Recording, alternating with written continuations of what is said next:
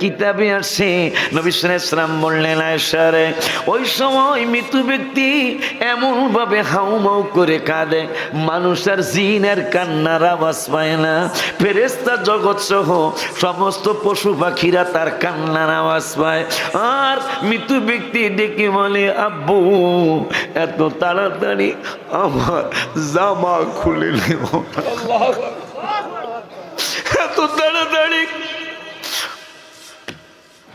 আমিও তো বাবা হারাইছি, আমি মাও হারাইছি। আমি সেই দিন আমার বাবা গেঞ্জিটা খোলার জন্য গিয়েছিলাম,